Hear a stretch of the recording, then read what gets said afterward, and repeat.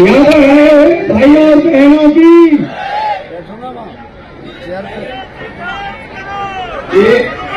Sound वाले भैया थोड़े साउंड बढ़ा दो।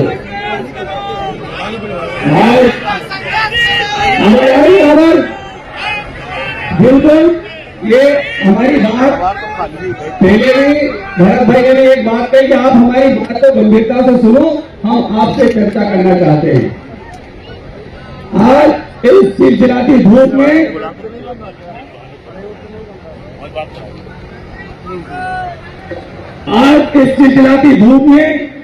लगभग 40-45 डिग्री टेम्परेचर में आप अपने सब अधिकारों को लेकर हमारी बहनें बड़ी विषम परिस्थितियों में यहाँ पर आकर बैठी हुई है और हमारे भाई भी विषम परिस्थितियों में आकर बैठे हुए हैं। मध्य प्रदेश में एक बात हमेशा आती थी, सब लोगों के मन में एक साथ मिलकर लड़ते नहीं, एक साथ मिलकर लड़ते नहीं। हमने सब ने मिलकर, ये 13 लोगों ने मिलकर एक ऐसा मोर्चा बनाया है जो आपकी समस्याएं जब तक पूरी समाप्त नहीं होगी। ये टेट परीक्षा को बहुत बड़ी बात हो भैया। अरे ये तो टेट वेट बीच में आ गया,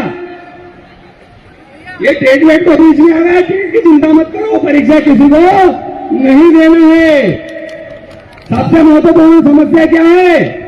हमारे जीवन की जो सबसे महत्वपूर्ण समस्या है, सेवा अवधि की गणना कब से की जाए, उसकी दिनांक से की जाए।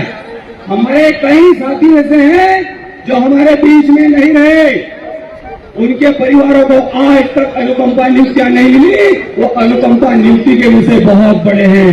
आज हम जिस महत्वपूर्ण मुद्दे को लेकर यहाँ पर खड़े हैं, इस मुद्दे को ढूंढने के लिए हमारे संयुक्त मोर्चा के सारे प्रदेश के अध्यक्ष भाई भरत पटेल जी, भाई मनोज दुबे जी, राकेश नायक जी, राकेश दुबे जी, राकेश पटेल जी, परमानंद एरिया जी, डीके सिंगोर जी, एन शिल्पी सिवान जी, भाई विश्वेश्वर झारिया जी, शालिग्राम चौधरी जी, सत्येंद्र सिंह जी सहित हमारे सारे संगठनों के ब्लॉक से लगाकर प्रदेश के पदाधिकारी, जिन्होंने पूरी ईमानदारी के साथ में 8 तारीख और 11 तारीख को भी जिलों में कार्यक्रम ऐतिहासिक किए, जिससे सरकार चिंतित हुई। और ये सरकार किसकी है? सरकार हमारी है। हमारी सरकार चिंता करती है, लेकिन उसके बीच में जाके फिर न फटी दिवाई, वे क्या जाने पीड़ पिराई, वे फटे में टांग डालने के लिए आ जाते हैं। मुख्यमंत्री जी बात हमारे से करना चाहते हैं, लेकिन वहां जाकर इन लोगों के बारे में गलत अफवाहें फैलाई जाती है कि ये लोग विरोध करने वाले लोग हैं, केवल ये लोग आंदोलन करने वाले लोग हैं। हम कोई आवाज नहीं आ रही क्या? केवल विरोध करने वाले हैं। मेरे मित्रों, इस मंच के माध्यम से मध्य प्रदेश के यशस्वी माननीय मुख्यमंत्री जी और माननीय यशस्वी शिक्षा मंत्री जी तक इस बात को मैं बहुत विनम्रता पूर्वक और गंभीरता पूर्वक पहुंचाना चाहता हूं कि ये प्रदेश की जनता आपकी है, ये शिक्षक आपके हैं, आप हमारे मुखिया हो और आपकी हम जय जयकार करने के लिए खड़े हैं। आप केवल हमारी बात को सुनो।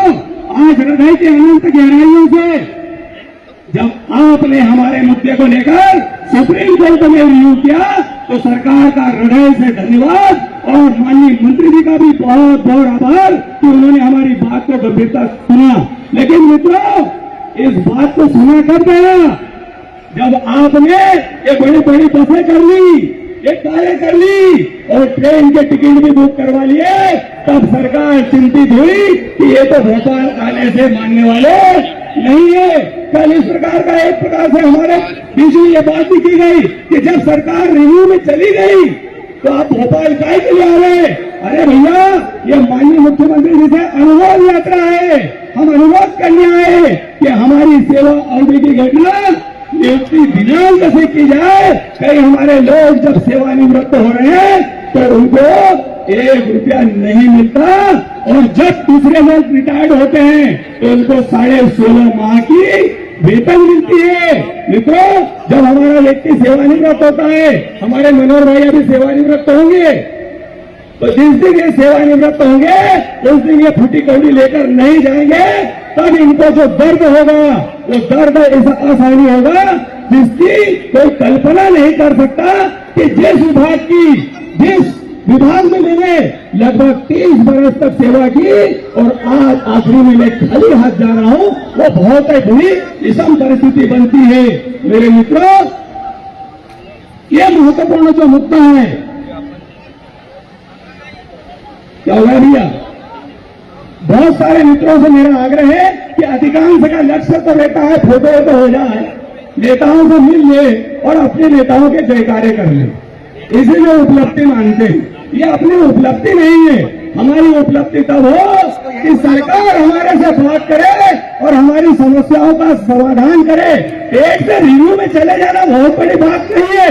रिव्यू में जाने से यदि आप संतुष्ट हो तो रिव्यू में तो हम 2 मार्च को ही चले गए, रिव्यू पिटीशन दायर कर चुके हैं, उसको समस्या का हल नहीं है। समस्या का हल ये है कि क्यों परीक्षा दी जा रही है।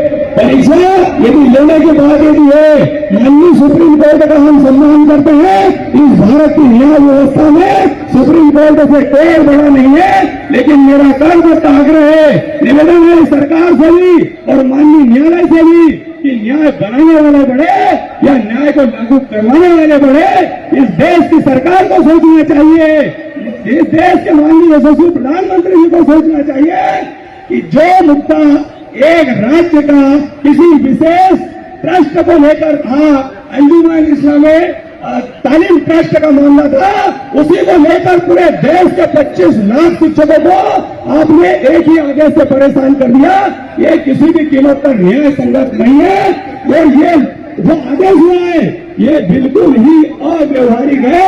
इस सरकार की जिम्मेदारी बनती है कि हम ये कहें कि सरकार नहीं हो जाए। सरकार की जिम्मेदारी है, सरकार हमारी पालक है, सरकार हमारी गार्जियन है। सरकार ने उस समय की जो नीतियां थी उन नीतियों के अनुसार हमारी भर्तियां करेगी। बहुत सारे लोग कहते हैं, टीवी में भी कभी कभार सुनने को मिलता है, सिगरेट की पर्ची पर नौकरी लग गई। वो जमाना रहा होगा, लेकिन जब शिक्षा करने और गुरु से लगा था तो उस समय स्थानीय व्यवस्था थी, गांव पंचायत की जब भर्तियां थी तो गांव के लोगों की नियुक्तियां होती थी, तो उसमें जो योग्य रहा उसी की नौकरी लगी थी। उसके बाद भी माननीय सुप्रीम कोर्ट का न्याय जो फैसला आया था 97 में, उसी आधार पर 98 में हमारी सुप्रीम कोर्ट के आधार पर भर्ती हुई थी। हमारे 2001 और 3 के संविदा भाइयों की भर्तियां माननीय सुप्रीम कोर्ट के आदेश के तहत हुई थी। उसमें किसी प्रकार का कोई अयोग्य व्यक्ति नहीं लगा था, और यदि अयोग्य लगा, सरकार ये कहती है या माननीय न्यायालय कहता है कि ये आदेश जितने भी शिक्षक है वो सब पर लागू किया जाए, तो मैं इस देश के माननीय न्यायालय तक मेरी बात पहुंचाना चाहता हूं। और ये बात को ये तथ्यों के साथ में हम सुप्रीम कोर्ट में भी रख रहे हैं कि जब मध्य प्रदेश में 5वीं फेल होने की व्यवस्था थी, उस समय जिन बच्चों को 5वीं में फेल किया गया था वो 6वीं में पढ़ने नहीं गया, या तो बकरी चढ़ाने लगा या खेती करने लगा, उसका भविष्य बर्बाद हो गया। तो क्या आज उसको 5वीं पास की अंक सूची दी जा सकती है क्या? मैं आपसे पूछना चाहता हूं, जो पहले हमारी 10+2 शिक्षा नीति थी, आज 5+3+3+4 शिक्षा नीति है। तो उस नीति के तहत जो पहले और 11वीं पास हुआ था, उसके बाद में 12th वाली जब बात हुई, तो क्या